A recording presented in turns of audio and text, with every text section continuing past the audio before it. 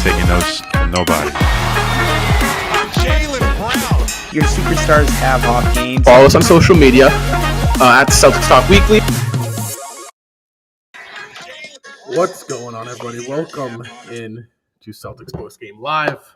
I am your host, Rob. I am with my co-host, Seamus. The Boston Celtics win in kind of commanding fashion here. 119-100 on the road against the PACERS. Celtics now grab 3 games in a row. Look at the face-off against the Sixers Friday night and the Bulls Saturday night on a back-to-back, Seamus. Jaylen Brown and Jayson Tatum had probably one of their best games of the season. They combined for 77 points, 67 points. That's an error. 67 points on the game. Second most of the 2021-2022 NBA season, Seamus. What are your kind of thoughts here? Celtics 3-game win streak, kind of looking like they're starting to string a couple things together. Yeah, I think tonight every win is to be taken with a grain of salt. Tonight was a great win, no doubt. Handedly beat the Pacers tonight, and that's something we really have not seen out of the season all year long. We go into a lot of these games saying, hey, this is a game that the Celtics should handle. They should handle their opponent and come out with a win. And a lot of those games we've either lost or struggled mightily throughout the game. That did not happen tonight, and this was more of the game that you expect, hey, we might struggle in because – this is the second game in 3 nights against this team, and typically, whoever wins the first one, they typically lose the second one. So, the Celtics, they won the other one the other night and came in tonight and absolutely dominated. And that's a sign of something good moving forward. That being said, like I said, everything has to be taken with a grain of salt tonight. Marcus Smart didn't play, and who do we keep harping on all year long, or this pairing really, not the individual people, but the pairing.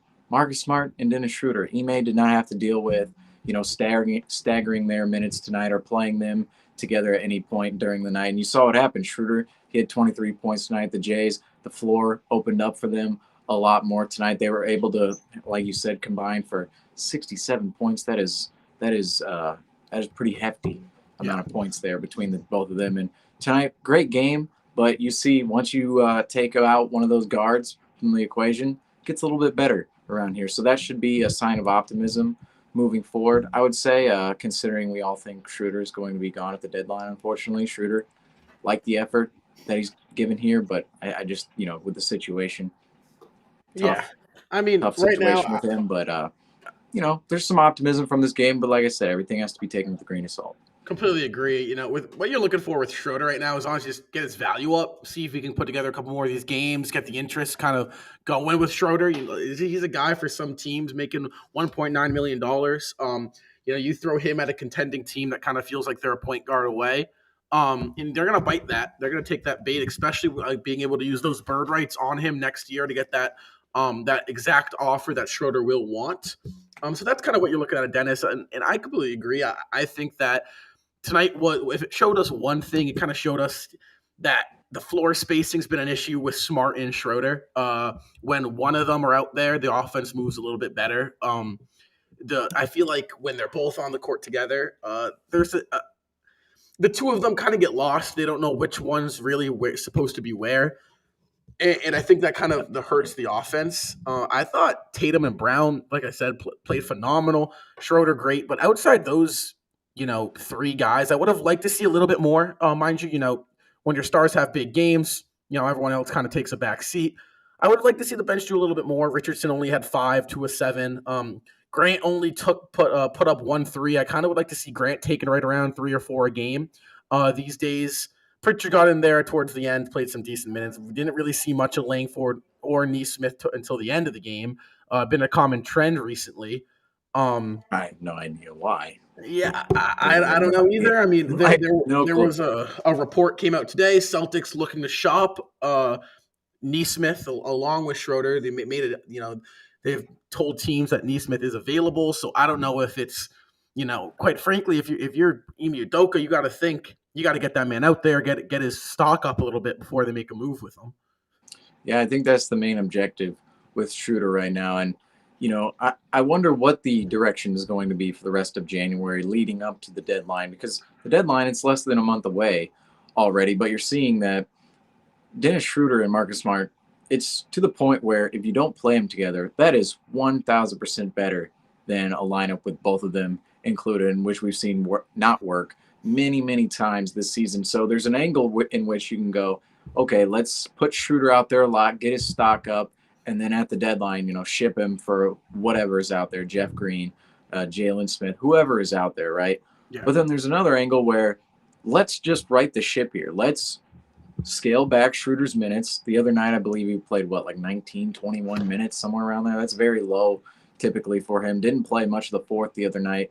And so his minutes, you could scale his minutes back, insert Smart more, that you don't play them together or you play them in small stints, and you get this back on track. You get this team going again. Because right now, this is a good start. This is a good start to going somewhere, right? We've always talked about, building blocks throughout the season. This 3-game winning streak, there was a time before this 3-game winning streak, that game we lost to the Knicks, after that game, I really thought this team, they can't hold it together for 48 minutes. How are they going to go out there and win 3, 4, 5 games in a row? Yeah. Well, fast forward 3 games later, 3 games in a row you win. Granted, 2 are against depleted teams, and the third one is against a Pacers team that still isn't very good. That being said, you take them where you can get them. For sure. Right? And moving forward, I think the Celtics, that's going to be an interesting angle, whether or not they increase Schroeder's minutes, push him to the max while he's here, get his stock up, or scale him back, get this team back on track, and then eventually ship him. I think that might be the wise route to take because, theoretically, say Schroeder becomes a big part of this team over the next month. Say they go on a ridiculous run, which I don't think we should expect at this moment, but say they go on a run, then you take him away from the equation. That ruins everything. Everything. So who knows? This is a crucial January for sure coming up. Or an interesting one. Maybe not a crucial one, but an interesting one for sure. Yeah, well, we're 4-2 in the month, and something I said coming into this month was that this is the test, right? January is the final test the Boston Celtics will be put through in terms of what the roster is, how it's going to be constructed. I mean, like I said, they had 1 month to figure their shit out, and so far, it's been pretty bumpy. Obviously, the 2-game skid against the Spurs and the Knicks, that really both games should have gone our way, but Celtics in Celtics fashion had their fourth quarter collapses, couldn't really get it together. They recovered. They're on a nice little 3-game streak. But, you look at the schedule now, you got the Sixers and Chicago, back-to-back really tough games. Going into Wells Fargo Center is never easy for the Celtics. And, last time the Bulls were in town, you had that nice big 25-point lead that was eventually blown. So, this is big. The Celtics, like we said, we got to find the positives in these games because there hasn't been a lot. They're 500 for the first time since December 22nd. So almost a month now, Celtics have been under 500. But at the same time, the Celtics still have an incredible amount of work to get done. But I think that these are some good steps to take. And, I think that moving forward, they got to continue to play this brand of basketball they played tonight. Yeah, and what I texted you guys at the beginning of December, it was right before that West Coast stint, and I was like, this might be this might be the last time we're over 500 until, who knows when. And right now in January, we're still fighting to get over that 500 mark. And like you said, Sixers on Friday, Bulls on Saturday. The Bulls game. I don't know who's going to be watching that one. Bills, Pats, same time on Friday. Yeah. Or sorry. Oh, is Saturday. that Pat's game at 8:30? I believe it is. Oh wow. Or, might have to double check that one, but don't take our word for it. We're Celtics guys. Yeah. But yeah, Pats, Bills, and Celtics Bulls at the same time. But those next 2 games for the Celtics right there, those are prove-it games, right? Because we've won 3 in a row now. We've proved that, hey, we can at least put together a competent stretch of games here and put something on the board in terms of optimism outside of, that week prior where, you blow a 25-point lead to the Knicks and you're just sitting back and going, this team can't do anything. I'm sitting back, this team can't do anything. Yet now, 3-game winning streak and you have 2 prove-it games in front of you with I would say the 76ers, they're going to be better later in the season. They're going to have more of their guys this time around than they did last time. They were dealing with COVID. And same thing with the Bulls. We haven't faced them since we blew that massive lead to them last time. What was 19-point lead, and then they just completely blew us out in the fourth quarter. Yeah. That seems like forever ago at this moment. It feels like both teams have just gone in completely different directions since that game. And maybe the Celtics can pull out these next two games, just a maybe against these good teams. Yeah. Well, maybe the narrative changes around the team just a little bit, because all of a sudden you're 2 games above 500. You're probably in that 7 spot or 7 or 8 spot, not that 10 spot anymore. yeah.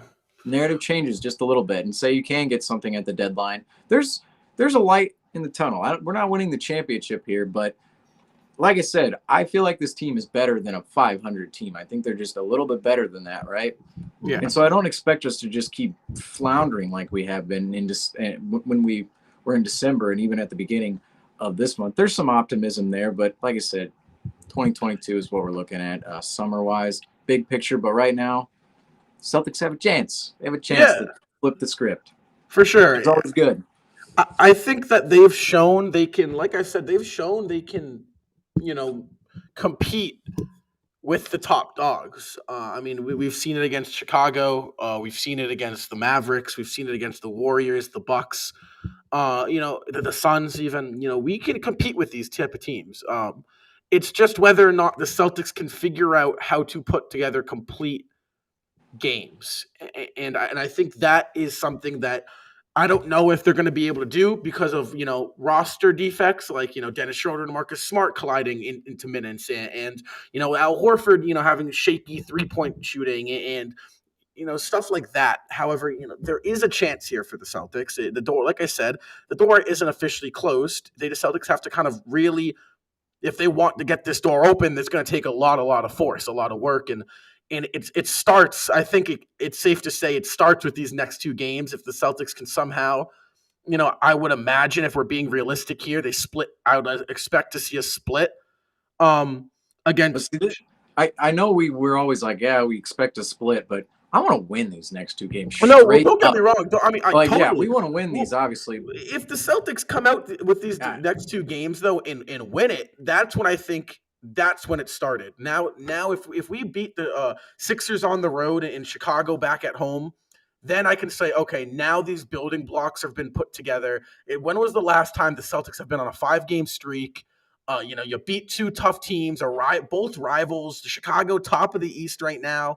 I mean, if they can get these 2 games to go their way, that is when you can say now the Boston Celtics are in business at maybe, like we said, pushing for that 6-5 spot. Yeah, and even after those 2 games, the 76ers and Bulls games, say you do win those 2 games, which I think now, like, we're all of a sudden, I don't want to say we're overreacting to this win. No, but yeah. But we're, I don't want to get caught up in the, here we go again, and then, we just do something ridiculous as we've seen so many times. But there is a chance here, and if you, like I said, if you do even split the next 2 games, you're still 4-1 in your last 5. Then you have the Pelicans. Granted, that one is at 12:30 Eastern in the afternoon. Never a good game for the Celtics when they play early in the afternoon like that. However, it's against the Pelicans. They're not all that in a bag of chips, although Brandon Ingram, great performance last night against the Timberwolves. Then you have the Hornets. Hornets are always a tough matchup. Doesn't really it doesn't seem to matter who's actually out there for that matchup. It seems to always be a close game outside of that one game we played in Charlotte last year, and that other game they played here where they just had a bunch of COVID issues. Obviously, you can just write that game off. Blazers, no McCollum, no Lillard is going to be in that game. That should be a gimme game, quite honestly, against the Blazers. Their defense is just completely awful. Then you have the Wizards and Kings leading to the Hawks and Pelicans. So this stretch for the Celtics, the Bulls and 76ers are easily their 2 toughest games in the next, I'd say 10 games. Yeah. 9 games, essentially. Their 2 toughest are in front of them right now out of their next 9 games. And I know that from a night-to-night basis, the Celtics, they struggle to put it together, right? We've seen it so many times. They struggle to put streaks together. They struggle to just pull out games, period. And they struggle to beat teams that they should beat outright. That being said, you put together this 3-game winning streak. You end this road trip here, this mini road, I shouldn't say they're going to end this road trip. You end this game here in Indiana tonight. You blow out the Pacers. They have more people than the other night. Theoretically, they should be better. They should be the ones that come out and punch you on in their the home mouth. floor. Yeah, on their home floor. And it's the opposite. The Celtics come out, absolutely dominate throughout the game. Outside of a little moment there in the second quarter, Yeah. they really dominated most of the game, came out with a 19-point win. Game was over with 5 minutes left. And then now there's a little bit of confidence built up there. If you can split these next two games and you still gain that confidence, like say, either of these next two games should be fine as a confidence builder. You beat your rivals or you beat the number 1 seed Bulls. And then after that, Pelicans, Hornets, Blazers, Wizards, Kings, Hawks, Pelicans. Like that is a good stretch to just get your shit together. Yeah. Celtics. That is just right there, just to put it out there, frankly, in those terms. But this is just a great stretch for the team to get themselves together. I'm not going to be too excited about it because I've gotten so, hyped up over these little stretches before. We've talked about it before. Oh, if we can grab this game, that West Coast road trip where we're looking at it going, oh, look, we're not facing LeBron and no Kawhi and Paul George or what. And then we go and lose a ton of games on that road trip. Same thing could happen here, but there's opportunities in front of this team. They're only halfway through the season. There's still opportunities here. Still 40 games left to somewhat right the ship.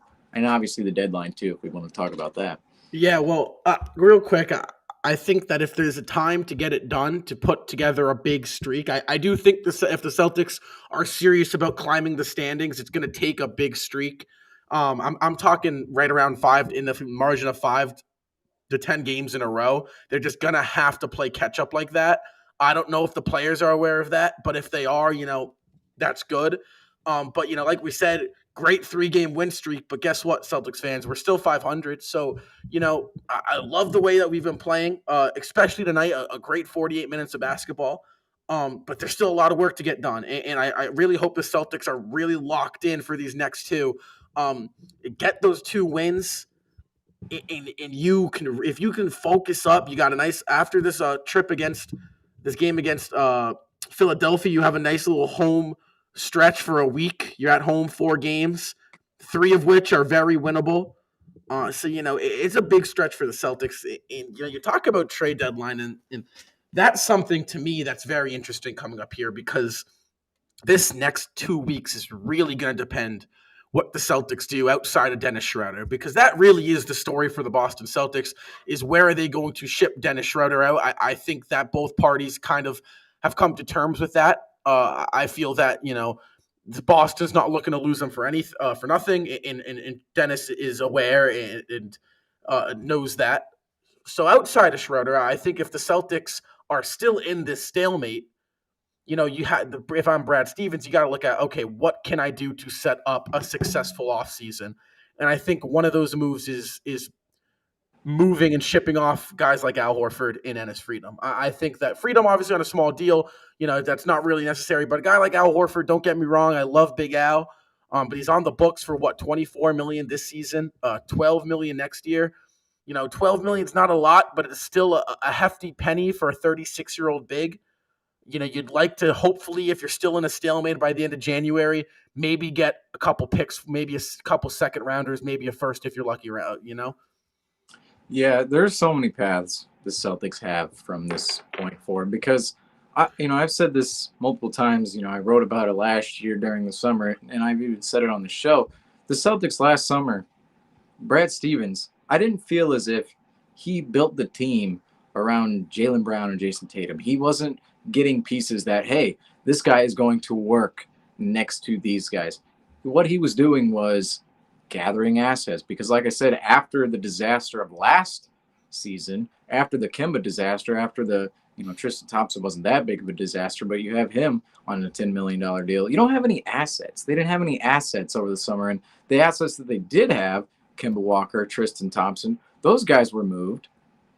But then after that, they didn't really have any flexibility to do anything in terms of their salary cap, signing guys, or even, trading guys away, because you had so many questions with these young guys. Like, if a guy comes, you draft this guy and say, 3 years in or 2 years in, like Grant Williams or Romeo Langford, even Aaron Nesmith after his rookie year, some of these guys could have been trade pieces to get better guys. but they just weren't developed at all in their first couple of years here, depending on who the player was. And Romeo Langford, so many questions about his game coming into last summer. Grant Williams as well, Aaron Nesmith, all these guys. And so you just didn't have any assets to deal last summer, yet you acquired so many over the summer to actually go out and do something, say at this year's deadline or even next offseason, which is why I think they extended guys like Robert Williams, Marcus Smart, and Josh Richardson. Those guys, instead of having to worry about free agency next summer, you just have these guys that you have them on good tradable contracts. They're good pieces. They can go out, either package for a better player or go out and package in other deals and get something for them. I don't think that in the end, I don't think Josh Richardson, for as fun as he's been on this team, I don't think he fits necessarily with the squad. I think he's a good, seventh, eighth, ninth man on a rotation. He's not someone that you throw in all the time like we've been doing this year. Really? And he's been solid. And he's having one of his best shooting seasons of his career. But I just don't think in the long run that Josh Richardson is someone that, we're going to stick with at $12 million per year next year, depending on what it looks like. But you just have all these pieces that you can move. And the Celtics, bottom line here, last offseason, they created so many paths for themselves. Because look at a situation like the Lakers right now. They took away paths from themselves. Yeah. They took away paths. They don't have an out from what they have right now. They have LeBron, Anthony Davis, Russell Westbrook, all under $40+ million contracts. And then after that, your best trade piece, who they keep dangling out in front of everybody. And I think I'm a broken record right now. I think I said this about a month ago. Taylor Horton-Tucker at $10 million. No one really wants Taylor Horton-Tucker. He's more of a salary filler guy. He's not someone that teams actually want to go out and get. And that's their only piece they have to trade right now, other than Russ, who no one wants either. So they took away paths for themselves. While the Celtics, on the other hand, they created paths by, number one, splitting up the Kemba salary to Al Horford and Josh Richardson. That happened. And then Marcus Smart, you extended him into next offseason, like I said. Robert Williams, you extended him as well. And even Josh Richardson, you extended him as well. And also, big guy on the market here, Dennis Schroder. Why would you go out and get Dennis Schroder if you thought, okay, we're not going to, win the title this year. We're not going to really go anywhere. That wasn't Dennis Schroder is going to fit so perfectly alongside Jaylen Brown and Jayson Tatum and Marcus Smart and Al Horford. No, that was let's get this guy so we can go out and ship him for something good when that time comes, if he's not fitting, which he didn't. And he doesn't. So the Celtics just have so many paths, and I think this deadline is going to be wildly interesting for the Celtics because Dennis Schroder, I think, will be shipped for what? I don't know. Maybe Jeff Green. I think that makes perfect sense for the Celtics and the Nuggets, quite frankly. But then you look at these other pieces that they can move to. Al Horford, Josh Richardson. I think that it's more likely they stay than go because of the trajectory of the season. That being said, hugely tradable contracts the Celtics will try to move. Because everybody's on the table but Brown and Tatum. We've heard that so many times, and that is true. That is true at this point. It has to be. I agree with the fact that I think Stevens did a phenomenal job at making almost every asset completely tradable. I mean, they extended Robert Williams and Smart. I mean, Smart's contracts, I feel, is very, very friendly. A 4-year deal, easy to trade a guy on a 4-year deal, a player of Smart's caliber. Robert Williams, obviously, I would assume he's not going anywhere unless it's a mind-blowing trade. And Al Horford, he's on the books for only $12 million next year. But, a guy you mentioned who I actually am very high on is Josh Richardson. I think Richardson complements Jaylen Brown and Jayson Tatum's games very well. I think he's a wing that provides a lot of defensive support for the two Jays. So, you don't necessarily need them going 100% on times where there are a couple times where they can maybe sink and hide on the defense. You see Tatum kind of likes to not always 100% engaged on the defense side of the ball. I'm not saying he's bad at defense. And I think Richardson does that. And on offense, I think he can attack you in multiple different ways. I think he's a great spot-up shooter. I think he does a great job taking his man off the dribble and driving to the hoop. So personally, I think I'd love to see Richardson stay. I think he pairs well with the kids. And I think that this deadline if you're not going to go the big star route, which the Celtics, I would be very shocked to see any, Bradley Beal trade rumors or anything like that for the Celtics at this deadline, right? That you can almost rule that out. Right now, I think the Celtics should be looking. I love the Jeff Green for Dennis Schroeder swap personally. I think that Green's a guy. He can knock down corner threes. He's a cutter. He plays some solid defense. He can rebound well. Complements the Jays very well. You're not really going to find any spacing problems when Jeff Green's out there with Brown and Tatum. That's a guy averaging 11 points a game. He'll make an impact. If you're looking to trade Al Horford, personally, you go out. I'd look for a playmaker, like you said. Are you going to trust Ricky Rubio's knee, or are you going to go find a playmaker to swap Al Horford for? So I don't think that the Boston Celtics need to make all of these moves. I do think they're slowly starting to figure it out in terms of, these past 3 games. They've looked pretty solid. Maybe they're getting a grasp on how they can put together complete games. But, I do think this deadline is going to be finding pieces that fit around Brown and Tatum. And I think that, you said it, Danny Ainge put us in a tough spot after last year, and Stevens is just really playing catch up right now. And I think, you just got to find guys that can space the floor and knock down threes, I think, from the perimeter. Yeah, and quite honestly, going forward with this team at the deadline,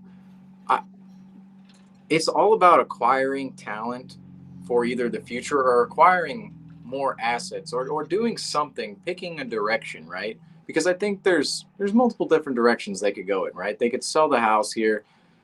Say we go on some ridiculous losing streak again, which it looked like, after the Knicks game, we could be a lottery team, top 10 team here. We could still be a lottery team, but we could be a top 10 pick team here. And maybe in that instance, maybe in that scenario, we just go ahead and bottom out and get that pick, get that asset, sell whomever, Dennis Schroeder, and then, you look at the other pieces and determine whether or not, hey, can we get value out of this guy at this moment, or are we going to wait until later? But January is going to be, again, another telling month for where they want to go. I think there's a firm direction in mind, maybe possibly internally, but on the outside, it's very hard to say exactly what they're going to do, just because there are so many paths, like I said, they could take. There's a world in which, say Marcus Smart, he's elite defensively, right? He's an elite player on the defensive end of the floor, no doubt. He's an all defensive level player. But say, the Celtics, they just look at Marcus Smart next to Tatum and Brown offensively and go, we're not entirely enticed by that. We're not entirely in with that. And say Marcus Smart is randomly moved out for a piece that we don't even know is available. That could totally happen. There are so many tradable contracts on this team, and the circumstances this year are completely different than any other year, because all these other teams, fans looked at Danny Ainge and the Celtics for standing pat all these years, and they looked at him and went, what are you doing? Go out and make a move, do this. But the underlying thing with all of these years, right? The 18-19 season, the 17-18 season, the 19-20 season, all these seasons where we stood pat or did nothing at the deadline, right?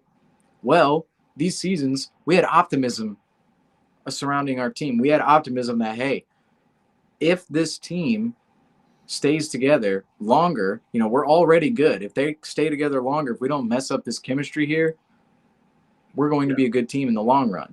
But this year you look at it and go, this team is not going to be good in the long run. We're not going to have these guys later on down the line. We're not saving all of this for a playoff run. Same kind of thing happened last year where we kind of sold. We sold what? Daniel Tice. And we got back Evan Fournier, Luke Cornett, Mo Wagner. Kind of sold. We kind of swapped that out there. And so this year, I think it's going to be much of the same. There's going to be moves that maybe are unexpected if we're going in a different direction at the trade deadline. There's either retooling route or there's a selling route. And the Celtics, I think they're kind of in the middle here of where they're going to go. And it's all going to depend on on these what internally they think and what happens during the next month. Totally. Yeah, I mean, I completely agree. Like you said, it's going to come down to how this next 10 to 12 games of basketball, how it plays out. I think if the Celtics at the end of these next 12 games are sitting maybe at the 6th spot, 7th spot, put together a couple good streaks, couple 4-gamers, couple 3-gamers, 4, 5 games, 3 games over 500, everything's trending up. They might say, all right, let's just take care of business. Let's swap Schroder out for Green. Maybe if you can find a knockdown shooter in the process or a little, off the bench playmaker, you make that little swap too. Otherwise, let's, leave it be. We got a lot of movable assets for the offseason. Let's, let these guys play out the season. Then there's another route where I think the Celtics are where they were 3 games ago and, under 500, teetering with the 10, 11, 12 spot, really just in a hole. If that's the case, then if I'm the Celtics, I'm saying, all right, let's sell Horford, let's sell Schroder, let's get picks back, let's kind of get some value, for the offseason. Let's get these first rounders, let's get some movable guys, to set up for a successful offseason. Maybe eat a con. You never know. There's different routes you can go. I think if this little 3-game streak is fool's gold, which I think it very much could be realistically. If you're if you're a Celtics fan, you got to realize that you never know, it could be fool's gold. Ran into this so many times where we're like, hey, we figured it out. Yeah. And then it's like, oh, wow, we just lost to the Clippers and the Lakers in embarrassing fashion. But I want to touch on something real quick. I think we have a slight different perspective on Josh Richardson here. I think we have the same respect for him, but you like him better on this team. And we both have our personal opinions, but I want to say this about Josh Richardson, and this is kind of the case for shipping him out, in my view. It's not necessarily that he's a terrible fit next to Tatum and Brown. He's not a terrible fit next to Tatum and Brown. Like I said, I think he's more of a 7th, 8th, 9th man player. And the thing is with him, he's on a $11, $12 million contract next year. Even this season, I think it's 11. Next year, it's 12 or, whatever the final number is. I feel that he's more of a $5 million level player or even lower than that. Like you look at some guys around his level, right? I look at a guy, Miami. Look who they have. Max Strus. We had him at one point. A shooter. We had him. A 2-way player who could actually come out there and give us minutes, and he's giving the Miami Heat good minutes right now. He's on a minimum. Look at Garrison Matthews over there in Houston. Look at that. Look at Garrison Matthews. I still think Garrison Matthews looked terrible here during the preseason. I think that has to be factored in a little bit. But yeah, you're right. We had him. Pat Connaughton, another guy. He's making $5 million a year. I think he is on the same level, if not better, than Josh Richardson. A guy like Terrence Mann, I think they're on the same level. Granted, Terrence Mann is on a rookie scale deal, but his deal is smaller. And I just think that Josh Richardson, at the end of the day, he's an average player making an above average salary. And that's usually, that's where things can get a little murky. But other than that, I don't disagree with you there, right? But my one fault in that is that, if it was up to me, we would have Max Strus on that $3-4 million deal, and we would have those Connaughtons, right? The guys we drafted. Ideally, those would be the Romeo Langford and Aaron Nesmiths, right? Consistently. But I just don't think Brown and Tatum's play style allows that to happen. Where obviously, when they're in the game, how can we get these guys to score? And I think that if that's the case, you have to have established players, on the team that kind of already have their established play style and established, whatever it may be. And I think that's just an easier fit. Because personally, I do agree. I think, I would love to get a guy cheaper for Josh Richardson. There's guys out there you can kind of find the same production as Jay Rich for less money. So if that's possible, hell, I'm all on board for that. I love Josh Richardson so much. I think he's a great locker room guy. I think he's a hell of a player out there. He's given us some good games this year. I just think that Brown and Tatum's there's a handicap there due to their play style that it is tough to bring these 2-way players and give them real opportunities like Garrison Matthews or Max Strauss or Pat Connaughton, who are all kind of young, right in that 24 to 25 range, just kind of got a chance recently and got going. So, I do think that's tough. However, if there's a guy like that, if, the Bucks are calling all our phones and offering us Pat Connaughton, I'd love to go out and get it. So, with that being said, though, we are going to close out the show here. Last thoughts, Seamus, on tonight's win. Well, tonight's win, probably one of our better wins of the season. Probably a top 6-7 win of the season, maybe even top 5 win of the season. Doesn't seem like we really have that many wins anymore. We've won 21 games in 42 games, so 500, great. But tonight was one of the better wins of the season. Tonight, I honestly expected the Celtics were going to come in, maybe falter a little bit, maybe fall behind early, maybe be in the game. Who knows? I just thought the Pacers the other night, they were heavily depleted, had both of their guards back tonight, Brogdon and LeVert. But the Celtics, they went out there and dominated for most of the game. They spaced out early, were getting the ball moving. And outside of that stretch during the second quarter in which the Pacers came back, I thought the Celtics, most of the game, their ball movement was on point. They were attacking good. The only thing I would say that was really an Achilles heel was the Pacers just getting to the paint. Just felt like the Pacers were getting to the paint way too often tonight. Other than that, I thought the Celtics played a pretty sound game. Hopefully this is the start of something. You have to start somewhere if you want to go somewhere. So hopefully this little 3-game stretch here, maybe tonight, was the start of something bigger. But I wouldn't hold our breaths because we've been here before. But yeah, for sure. Go Celtics. We will be back post-game live play-by-play for the Sixers game on Friday. However, we're going to have a little conversation with the guys. Like we said, next Celtics game does run into the Pats wildcard game. Celtics start 8:30, Pats 8:15. So we don't know what the play-by-play or post-game show is. That's just tentative right now. Tentative, yes. So we'll keep you guys updated on our Instagrams. Go follow there at Celtics Talk Weekly. You said it great though, Seamus, as we close out here, is it's progress. It steps in the right direction. A little bit of hope for the Celtics, but a lot of work to get done, and a big opportunity here for some statement wins against the Bulls and the Sixers to go out there, maybe get a little streak going here in the month of January, the cold month of January, however. But like I said, we'll be back here Friday night against the Philadelphia 76ers on the road, guys. I'll see